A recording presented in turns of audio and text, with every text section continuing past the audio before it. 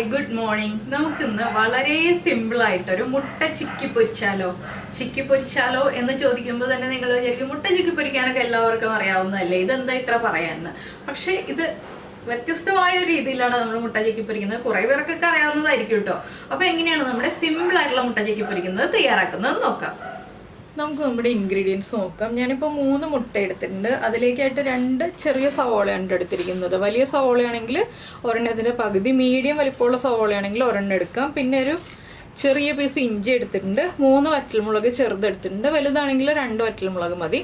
ആദ്യം നമുക്ക് ഈ സവോളയും ഇഞ്ചിയും ഒന്ന് ചെറുതായിട്ട് കട്ട് ചെയ്തെടുക്കാം. അതിനുശേഷം ബാക്കിയുള്ള കാര്യങ്ങൾ പറയാം.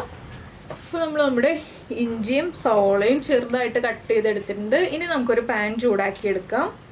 ഇപ്പോൾ നമ്മുടെ പാൻ ചൂടായി വന്നിട്ടുണ്ട്. അതിലേക്ക് നമുക്ക് വെളിച്ചെണ്ണ ഒഴിക്കാം. വെളിച്ചെണ്ണയിൽ തന്നെ ഈ ഒരു റെസിപ്പി ചെയ്യാം കേട്ടോ. കുറച്ച് വെളിച്ചെണ്ണ വേണം. പാനിൽ ഒരു ടേബിൾ സ്പൂൺ വെളിച്ചെണ്ണ ഒഴിക്കുക. വെളിച്ചെണ്ണ നന്നായിട്ട് ചൂടായി വരട്ടെ.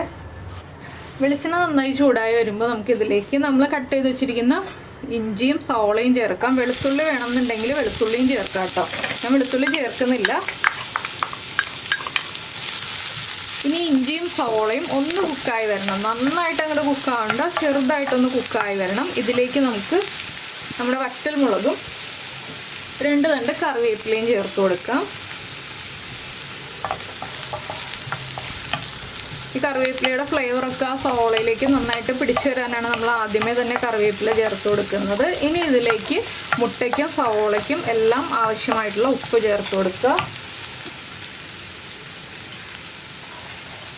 സവോളയും ഇഞ്ചിയൊന്നും ഒരുപാട് അങ്ങോട്ട് വഴന്ന് പോകണ്ട കേട്ടോ. ചെറുതായിട്ടൊന്ന് വഴറ്റിയെടുത്താൽ മതി. ഇടയ്ക്ക് നമുക്ക് സവോളയൊക്കെ ഒന്ന് കടിക്കാൻ കിട്ടണം. ആ രീതിയിൽ കുക്ക് ചെയ്തെടുക്കുക.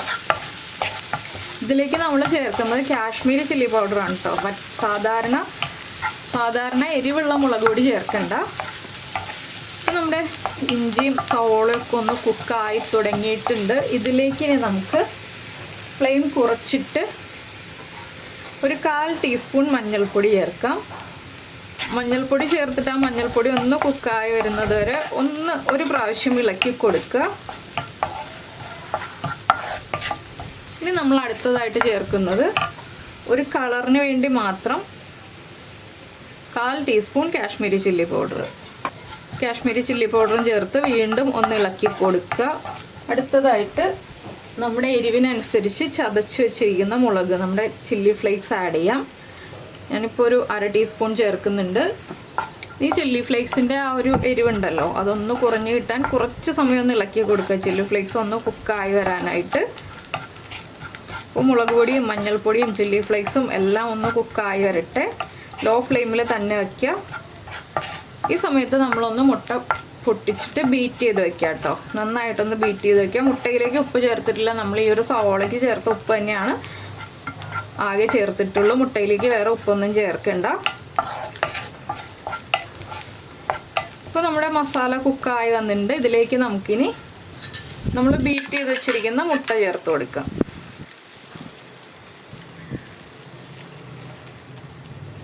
ഇനി നമുക്ക് ഈ മുട്ടയൊന്ന് ഇളക്കി മിക്സ് ചെയ്യാം. ലോ ഫ്ലെയിമിൽ വെച്ചിട്ടാണ് കേട്ടോ നമ്മൾ കുക്ക് ചെയ്യുന്നത്. ആ സവോളയും മുട്ടയും എല്ലാം ചേർന്ന് മിക്സ് ആയി വരണം. നന്നായിട്ടൊന്ന് സ്ക്രാമ്പിൾ ചെയ്തെടുക്കുക. ഇത് നമുക്ക് ചപ്പാത്തിയുടെ കൂടെ കഴിക്കാം, ചോറിൻ്റെ കൂടെ കഴിക്കാം, ബ്രെഡിൻ്റെ കൂടെ കഴിക്കാം. ലഞ്ച് ബോക്സിൽ ഉൾപ്പെടുത്താൻ പറ്റുന്ന നല്ലൊരു റെസിപ്പിയാണിത്. അപ്പോൾ ഒരു 2 മിനിറ്റ് ഒന്ന് ഇതുപോലെ സ്പ്രെഡ് ചെയ്ത് വെച്ചിട്ട് കുക്ക് ചെയ്തെടുക്കുക. ഇതൊന്ന് കുക്കായി വരട്ടെ. അടച്ചൊന്നും വെക്കണ്ട കേട്ടോ. തുറന്ന് വെച്ചിട്ട് തന്നെ നമുക്ക് ഇടയ്ക്കൊന്ന് ഇളക്കി കൊടുത്ത് കുക്ക് ചെയ്തെടുക്കാവുന്നതേ ഉള്ളൂ. അപ്പോൾ എല്ലാവർക്കും ഈ ഒരു റെസിപ്പി ഇഷ്ടമായി എന്ന് വിചാരിക്കുന്നു. വളരെ വേഗത്തിൽ തയ്യാറാക്കാൻ പറ്റുന്ന ഒരു മുട്ടയുടെ റെസിപ്പി അല്ലേ. ഇപ്പോൾ ചോറിന് കറിയൊന്നും ഇല്ല എന്നുണ്ടെങ്കിൽ കുറച്ച് രസമോ അല്ലെങ്കിൽ ഒരച്ചാറോ ഈ ഒരു മുട്ട ചിക്കി പൊരിച്ചതോ ഒക്കെ ഉണ്ടെങ്കിൽ എളുപ്പത്തിൽ ഊണ് കഴിക്കാൻ പറ്റുന്ന കറിയാണിത്. അപ്പോൾ നിങ്ങൾ എന്തായാലും ഇങ്ങനെ മുട്ട ചിക്കി പൊരിച്ചത് ഉണ്ടാക്കി നോക്കിയിട്ടില്ലെങ്കിൽ ഉറപ്പായിട്ടും ട്രൈ ചെയ്തോളൂ. നന്നായിട്ട് ഇഷ്ടപ്പെടും. അപ്പോൾ എല്ലാവരും ട്രൈ ചെയ്ത് കഴിഞ്ഞിട്ട് ഇഷ്ടമായി കഴിഞ്ഞാൽ നമ്മുടെ വീഡിയോയുടെ താഴെ ഒന്ന് കമൻറ്റ് ചെയ്യാം കേട്ടോ. അതുപോലെ തന്നെ ഇഷ്ടപ്പെട്ട റെസിപ്പി ആണെങ്കിൽ ഒന്ന് ലൈക്ക് ചെയ്യാനും കൂടി മറന്നു പോരുതേ. പിന്നെ നമ്മുടെ ചാനൽ ആദ്യമായിട്ട് കാണുകയാണെങ്കിൽ നമ്മുടെ വീഡിയോ പ്രസൻറ്റ് ചെയ്യുന്ന രീതിയൊക്കെ ഇഷ്ടമായി എന്നുണ്ടെങ്കിൽ നമ്മുടെ ചാനൽ ഒന്ന് സബ്സ്ക്രൈബ് ചെയ്ത് സപ്പോർട്ട് ചെയ്യണേ. അപ്പോൾ ഞാനിത് ഒരുപാട് ഡ്രൈ ആക്കി എടുക്കുന്നില്ല, നമുക്ക് ഇഷ്ടമുള്ള രീതിയിൽ ഡ്രൈ ആക്കി എടുക്കാം, ഇല്ലെങ്കിൽ സോഫ്റ്റ് ആയിട്ട് തന്നെ എടുക്കാം, അതൊക്കെ നിങ്ങളുടെ ഇഷ്ടമാണ്. അപ്പോൾ ഞാൻ എന്താ ഈ ഒരു പാകത്തിൽ ഫ്ലെയിം ഓഫ് ചെയ്യാണ്. ഇത്രയേ ഉള്ളൂ നമ്മുടെ മുട്ട ചിക്കി പൊരിച്ചത്. അപ്പോൾ നമുക്ക് നമ്മുടെ അടുത്ത റെസിപ്പിയുമായിട്ട് അടുത്ത ദിവസം വീണ്ടും കാണാം.